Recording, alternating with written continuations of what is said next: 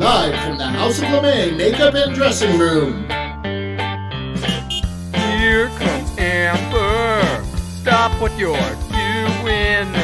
Here comes Amber. She's just doing what she can. Here comes Amber. Cue the spotlight. Here comes Amber with 2 drinks in her hand. The matriarch of fashion, secrets to her glasses, you can't look away. Ask her, does she do it? There's really nothing to it. She's got that feminine yay. If you have a party, or if you're feeling naughty, call up the House of LeMay. Here comes your favorite gal. Here comes your queen. Here comes the talk of town. And we're live tonight. The music starts playing. It's time for cabareting. And we're live tonight. What's one of the hottest theater tickets in all of New York City? It's Oh, Mary, which is playing at the Lucille Hotel in the West Village. It's been extended once. It's definitely going to end May 12th, and you have to see it. It's a recreation of the 6 weeks leading up to the Lincoln assassination, which you will never believe. It's written and starring Cole Escola as Mary Todd Lincoln, Conrad Rickamore as Mary's husband, Abe, and James Scully as her very, very hot teacher. Grab a ticket. Funniest thing you will ever see, I promise. Drag is under attack. Trans lives are under attack. You've been performing around the Vermont area and New England. There's been a lot of negativity towards drag performers. Have you seen any of that in your performances? So I know secondhand, of course, from the threats and the negativity, and the times that I've hosted shows. I definitely make sure to thank the audience for coming out and supporting local drag and or burlesque if burlesque performers are a part of the show, and also giving acknowledgement to the fact that we have a lot of rights in Vermont that folks in other states don't. We have those protections here in Vermont, and we're very lucky. So I make sure every time I'm on the microphone to point that out and to really thank the audience for supporting us. So the latest installment, Frozen Empire. I'll admit, I'm a semi-ghost head. So did I see it opening night? You bet your ass I did. Let me tell you, I've never wanted my own Ecto-1 car so much in my life. I think this world needs a Rocco Zamboni chapter of the Ghostbusters. Maybe I'll get Amber and Lucy Bell involved, because who doesn't want to see drag queens fighting ghosts? Come on! Sorry, I think I just slimed myself thinking about it. Welcome to Amber Live. I'm so glad you're here. This is a great show. Amber has an incredible interview with filmmaker and director James Lantz. I've been looking at his website, and I cannot wait to see his films. He's such an important person, and you need to hear this interview. Amber knocks it out of the park. And of course, we're going to be seeing Rocco today, and I'm guessing Boog and Shoog are going to make their inevitable appearance. And of course, our director and the man who makes all this possible, Russell. But first, news briefs.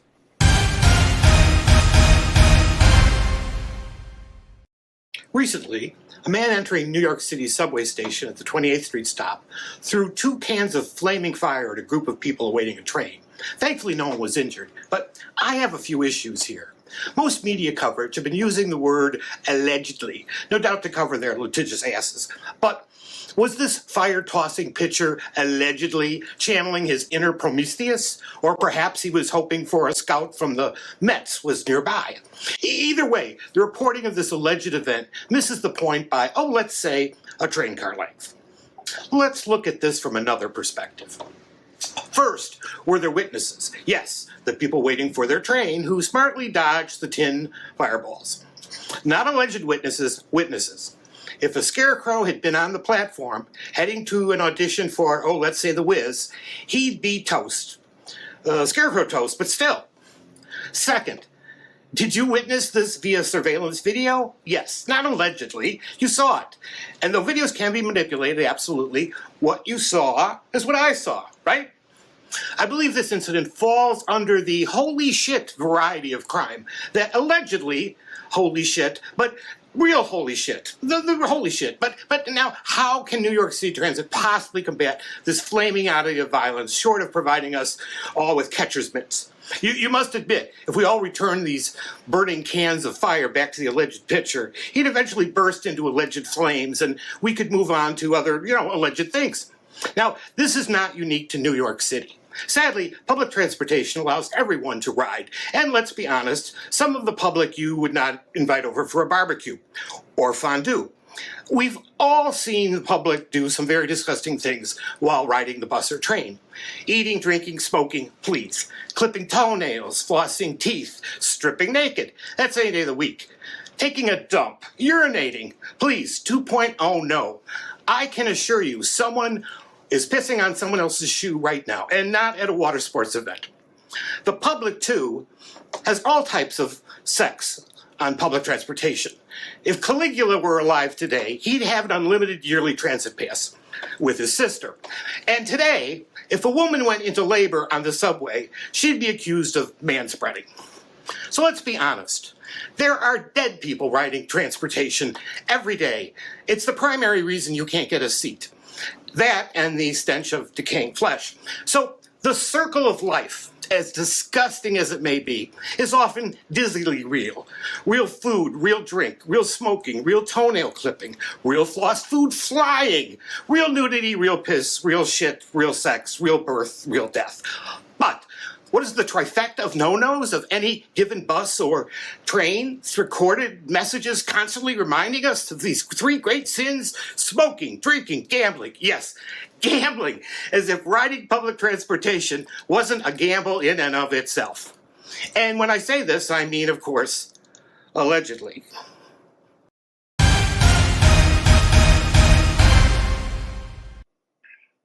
And I'm back.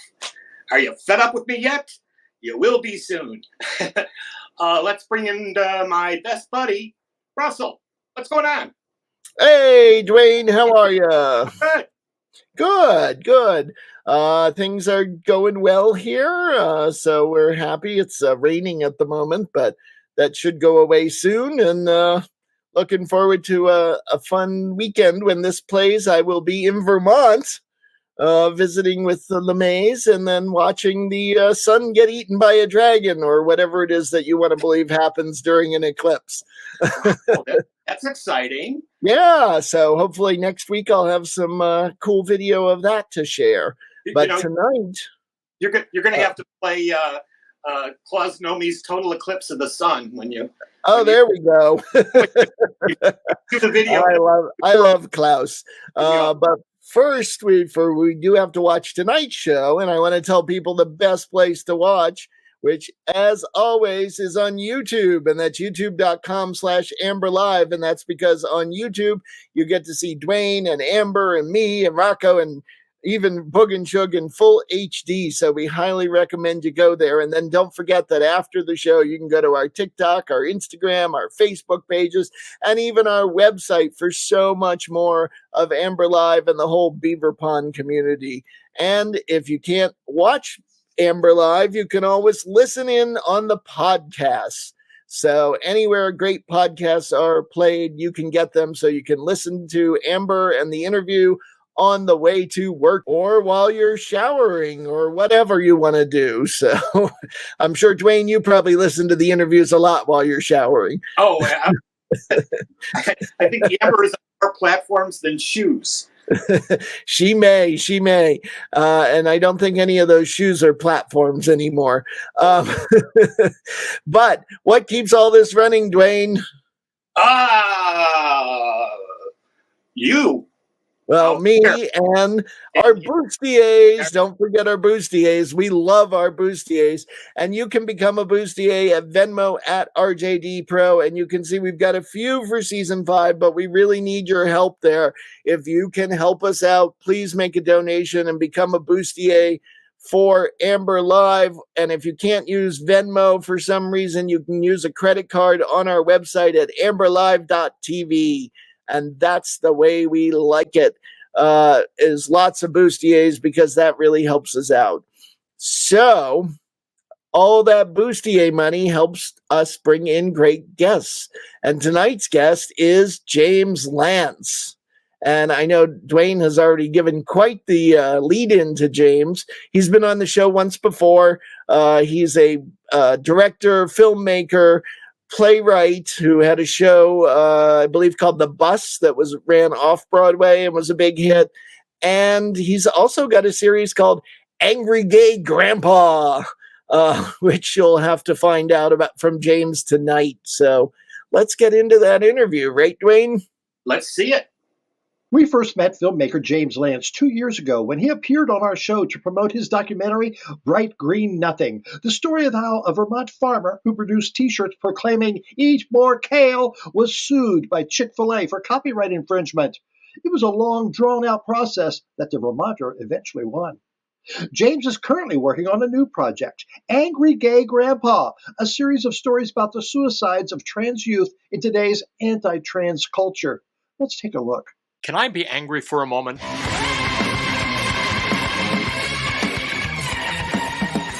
Last year in Lancaster, Pennsylvania, in less than 1 year, 3 trans teens died by suicide. They were Braden Snyder, who was just 17 years old, Taya Cassidy, who was 18, and River Olmsted, who was 17 years old. This is a profound tragedy, and I can only begin to imagine the depth of pain and loss that was brought to these families and to this community. But what really pisses me off is an even greater tragedy is occurring in that these 3 teen suicides have been largely ignored. Now, if a gunman had done this and killed 3 teens, it would be considered a mass shooting, and it would make national news. There'd be prayer vigils, lighted candles, piles of flowers and notes, and a massive manhunt would be underway to find the killer. But none of these things happened. Instead, something else that commonly happens in mass shootings occurred. Possible active shooter at the top. After every mass shooting, There's still shots being fired. we hear a common refrain. People with mental illness are getting guns. Our inability to deal with mental illness. Mental illness and hatred pulls the trigger. In her eulogy for River Olmsted, Sister Dottie Almany, St. Peter's Lutheran Church in Lancaster, Pennsylvania, said River's suicide was due to something oddly familiar. And River's enemy was mental illness. In an email response to my question of whether her claim of mental illness is the reason for River's death was an attempt to tamp down the controversy over River's gender identification, Sister Dottie emailed me this. I have known River since she was very young and know the struggle she has had with mental illness, so my remarks in my sermon were not an attempt to cover up her gender identity. Sister Dottie, I'm so sorry, but I don't think I believe you. Wow. James Lantz, come back in. Hi, Amber. How you doing? Fine, James. So good to have you back. All right. First of all, why Angry Gay Grandpa? Well, first of all, let me say thank you so much for having me. I'm really quite honored, and you're looking quite fetching tonight. And why Angry Gay? Why Angry Gay Grandpa? Well, I guess. Well, first of all, it's a title that my sons recommended. The angry part is that my goal is to evoke anger from the audience, is to evoke anger from the people who become aware of this story. This is an absolute tragedy that is happening across the country. A lot of LGBTQ youth are feeling so impacted by the wave of anti-trans and anti-LGBTQ rhetoric and legislation that has come out of Washington in the last couple of years. 500 legislations last year, almost 500 this year, and it's having an impact. I think we saw recently Next Benedict in Oklahoma, a young trans person who died by suicide. That was obviously something that came out of the anti-trans rhetoric. When Lancaster, the story that I've been following, it's not one teen, but now we're up to, actually, as of today, 5 young people who have killed themselves over less than an 18-month period. And that's just unacceptable. And I don't want to be so angry so much. I want to offload that onto the audience. I want the audience to feel the anger that I'm feeling, because this is not right. There's something really wrong with this. And I really want to get this message out there. Also, too, it's I'm a grandpa, and I'm recently, well, not recently. My granddaughter's almost 6 years old now, and I came out as gay 2 years ago at National Coming Out Day. So it kind of all works. Angry gay grandpa. So nice alliteration too. For the past year and a half, we've been highlighting some of the anti-trans, anti-gay legislation that's been going on in the country by talking to state representatives and state senators and drag and trans victims of hate in their states. Why? Why is this going on? Well, I'm not, I want to be clear and honest. I'm not an expert on the political dynamics that's happening around the country. I'm really not.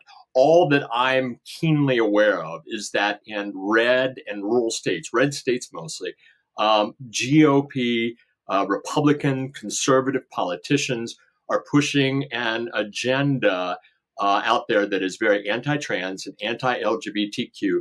As I understand it, when gay marriage became national law, it was okay for everybody to get married.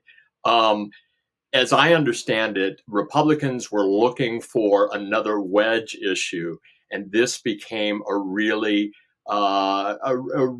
potent and mean-spirited wedge issue that their constituency responded to.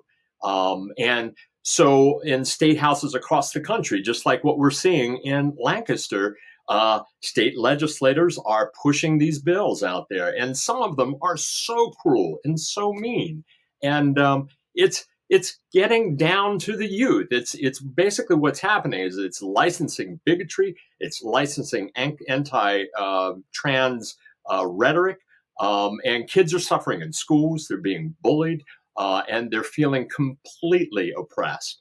The Trevor Project. Are you familiar with the Trevor Project? Oh, yes. Oh, yes. The Trevor Project recently put out statistics on the harm that is being done to LGBTQ youth. And it's really quite extraordinary. 41% of all LGBTQ youth seriously considered attempting suicide in the last year. 41%. Think about that. That's extraordinary. And then 14%, this is also extraordinary, 14% of all LGBTQ youth actually attempted suicide. And unfortunately, some of those youth are succeeding. And I just find this to be absolutely 100% unacceptable. And it pisses me off. and I want to do something about it. I feel like that there's something that I can do about it. I want to do about it. I'm so proud of my state of Vermont, and in a bunch of different ways. But my son, who is also queer, when he was going through the coming out process, the extraordinary organization here called Outright Vermont really protected him and made that transition for him into adulthood really so much easier. And overall, our state has been so accepting, so welcoming, and helpful to him in so many ways. Well, that's not the case in all states, and especially in red and rural states. A lot of them red and rural states, which is very similar to the upbringing that I had and the background that I have. So that also makes me doubly impassioned about this, is that I feel like I know where I came from, which was from a conservative Christian religious background in a red and rural state. And I know the impact that it had on me. And I know the impact that it's having. I feel certain I know the impact that it's having on kids today. And it's unacceptable. It's absolutely unacceptable. Any kid's suicide is unacceptable. But that it is being caused and is preventable because politicians are using it as a wedge issue. I find it completely unacceptable. Anyway, I'll get off my soapbox. No, that's fine. I love your soapbox. All right. Angry Gay Grandpa is a series of episodes. Tell us about the episodes. Well, basically what I'm doing is I'm trying to find a place to create in public. It's kind of a newer kind of idea. Is that in the past, somebody like me, a documentary filmmaker, might take all my footage and take all of the story and just and work on it behind closed doors and not let anybody know about it. I know you're familiar with the Bright Green Nothing movie. That took 10 years, and I was behind closed doors, and I was working on that, a lot. And people thought, well, nothing was happening, but actually a lot was happening. This is kind of different. I've become aware of this story. I think it's an incredible story. Lancaster is an incredible place. It's rich with so much activity that's going on, and I want to create a story out of it. And so the Angry Gay Grandpa series is basically a chapter-by-chapter series of the process of creating whatever this is going to be, whether it's going to be a documentary, a commercial, a narrative film, and it's right there. And I have to say I'm not entirely comfortable with the process, because this TikTokization of being in front of the camera. I'm much more comfortable being behind the camera, but being in front of the camera is something I'm not entirely comfortable with. But it is the way that we're telling stories these days, and it's the way that I've started telling this story. So I've done 4 chapters so far. The first chapter covered the first 3 suicides of the young people. The second chapter was a little bit more personal.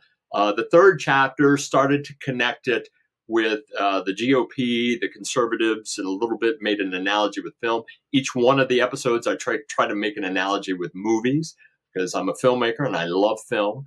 And the fourth chapter, the last one, is the longest and covers the latest young man that committed suicide, a trans man by the name of Ashton Clatterbuck, who was just an extraordinary young man. I went to his memorial service and was very moved by the outpouring of love and loss that this community felt. And it's a loss that is not just being suffered by this family in this community. It's a loss that all of us are feeling. Absolutely all of us should feel deeply. This was an extraordinary young man who was politically active, and it's just a loss. It's a profound loss, and I'm at a loss for words at how to convey the importance of us knowing that story and getting angry, because in my mind that came out of, in some fashion, the politicization of kids, of trans youth, of LGBTQ youth, had an impact on this young person, as it did on all of these young people. And I find it absolutely unacceptable, and I want to do something about it. Anyway, that's so far as the 4 chapters. And you are, James. We're going to take a short break, but we're going to talk about how people can help you in your cause and another thing that's happening in your life as well. We'll be right back. Okay. Thank you. Wow, wasn't part 1 incredible? James is such an integral part of the community and conveying such an important message through his writing, his playwriting, his directing, and most crucially, the films.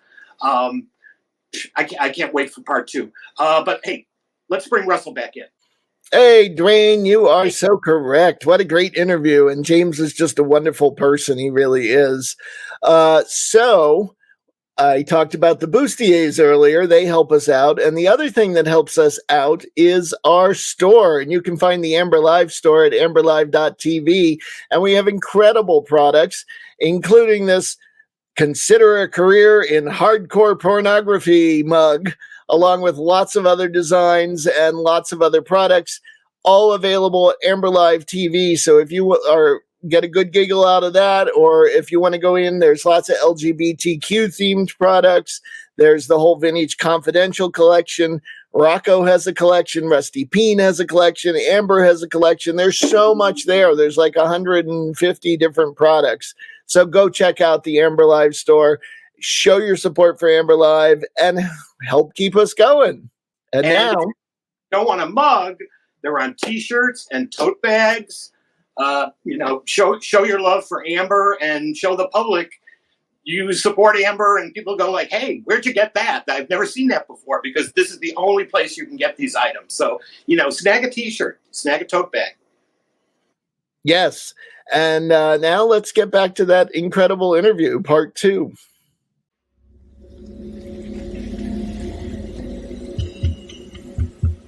If this sign makes you as anxious as it does me, I can help you. You can be a part of making a commercial against what this sign represents and for trans and queer youth. Donate to purchase a portion of a second, a single second of production time for a 30-second commercial to support LGBTQ youth during the upcoming election. Our youth have been seriously harmed by anti-trans and anti-LGBTQ legislation sweeping the U.S. In fact, the Washington Post just reported that in states with restrictive anti-LGBTQ laws, hate crimes in schools have quadrupled and are rising even higher. Calls to LGBTQ lines have doubled, with anti-LGBTQ laws and rhetoric named as the new #1 call for help. On day one, I will revoke Joe Biden's cruel policies on so-called gender-affirming care. I will ask Congress to pass a bill establishing that the only genders recognized by the United States government are male and female, and they are assigned at birth. Donate at GoFundMe, where your donation can be anonymous, and we've set up a 501c4 social welfare nonprofit to make this commercial. But we have to hurry. This is an emergency, and the future of LGBTQ youth depends on you, and not on this.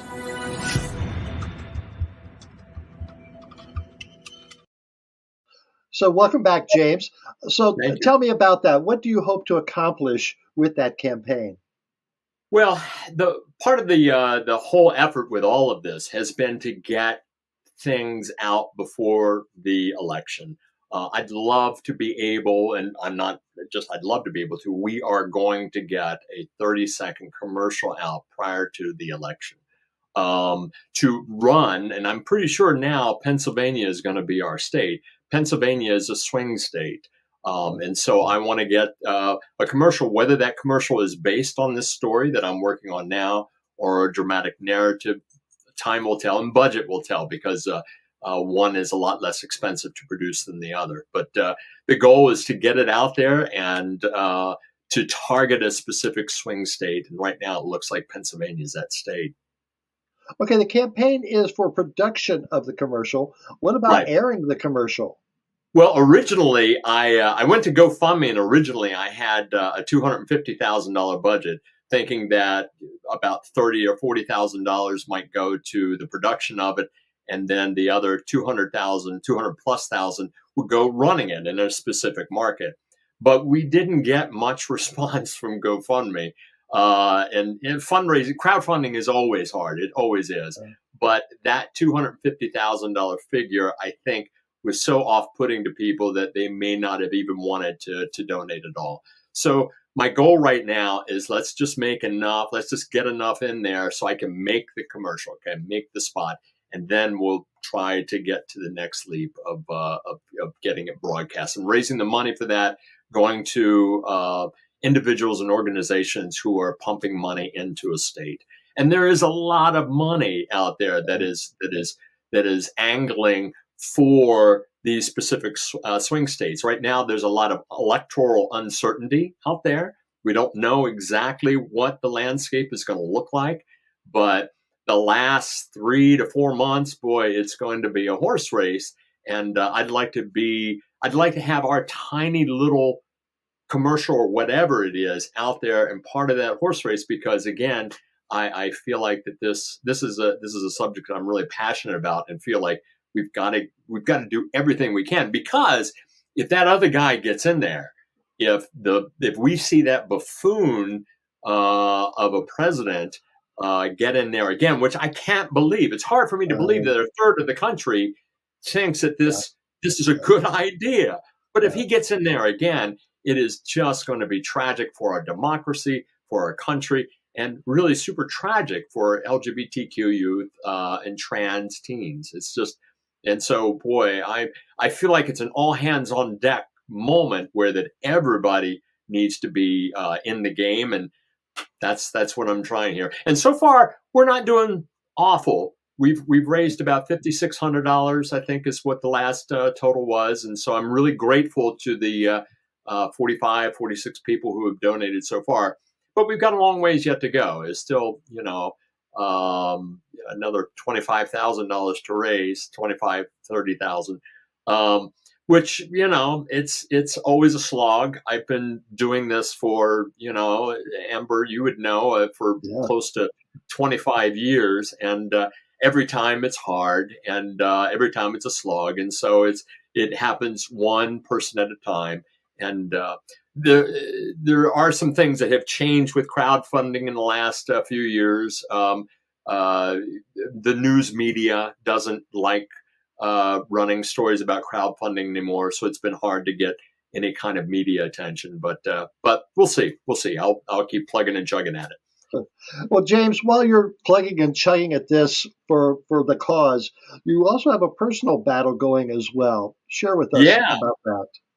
Well, I about 5 years ago, right before the art hop, I started getting this pain in my back. And I went and had it checked out, and one thing led to another and another and another. And come to find out, I had a tumor in my spine, or right off my spine. And it was called a malignant peripheral nerve sheath tumor, which actually arose out of testicular cancer that I had almost 35 years ago when I was in my 20s. And at that time, I had the cancer removed, and they gave me radiation treatment. Radiation treatment caused this new cancer, and it's a rare cancer. It's a pretty deadly one. I think there are, like, the statistics are, there's literally like less than 100 people get it a year, and or something like it. It's really rare, and the survival rate also too is really low. It's like 23% survival rate for a 5-year period.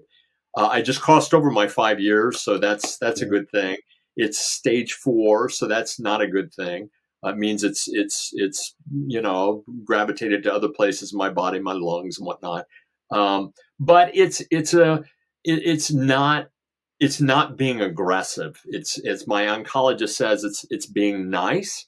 So I'll take that as a cancer, I'll take that. And while it's doing its thing, I'm going to be out there doing my thing and fighting the good fight. And if anything, to be honest with you, Amber, the cancer has ignited me somewhat, because, geez, if we all know the clock is ticking, but for me, the clock is ticking especially loud, if you will. And I feel like, gosh, I've got I'm in the last quarter here, and I've really got to work hard to make some things happen, because there are some things I want to have happen before they draw the final curtain. So, and one of those is getting out there and making a project that will help suicidal youth. Can I tell you a quick story? Please. Years ago, when I first started out, I was a high school teacher, and I taught in a really rural community just outside of Appalachia in Virginia, and it was a great community. I loved it. Very rural people, but they had lots of problems, like all rural communities do, and one of the problems they had was alcoholism, and I had a student whose parents were alcoholic, and he was very much suicidal at the time. And he would come into my class, and he had this awful bruise, often right in the center of his forehead. And I would say, what happened there? What happened to you? And he said, I was hitting myself with a hammer, hoping that I could kill myself. Well, it was my first year teaching. I was just beside myself, and I went to the guidance department and said, look, this kid is suicidal, and you look at his head, and he's just depressed, and oh my gosh, we got to do something for this kid. And at the time, there wasn't a lot of support for kids in that area, and students at schools like this kid was, he didn't get help from the school. The school thought, well, that's not our problem. That's social services, and so I made a pact with myself. I said, well, if this kid kills himself, I am going to commit the rest of my life to doing all I can do to help suicidal teens, helping suicidal kids. Well, somehow, by the grace of God, this kid didn't kill himself and slowly made it, from being a sophomore to a junior and finally graduated. And that was certainly warmed my heart. So I didn't have to dedicate my life to suicide prevention. But at this end of my life, at this late quarter, I feel like, okay, I can bring that back out and bring that promise back out, and I can do something here. This is something that I can actually do. And I really do believe in my heart of hearts, it's something that I can do and that all of us can do. We know that politicians respond to pressure, especially media pressure, especially pressure from the public. And I believe that things that we do on this box, that things that we do on social media, things that we do and getting these stories out can move people. And I am so desperate to move people on this story. Just since I've been working on this story, there have been 2 kids in Lancaster who have killed themselves. And I feel like, man, is the time is ticking here, and we've got to do this, and we've got to do it in a hurry to prevent any more trans suicides. Anyway, there I am on my soapbox again. James, thank you so much. Our best thoughts are with you on your project and your health. We hope there's many more years and many more projects that you take on, because you're a good person, James. Thank you. But thank you so much, Amber, and good luck with your show here. Man, it sounds like you've just crossed a big threshold too, not that long ago. So we're up to about 200 episodes. Yeah. Wow, awesome. Well, congratulations. Yeah. Thank you very much, James.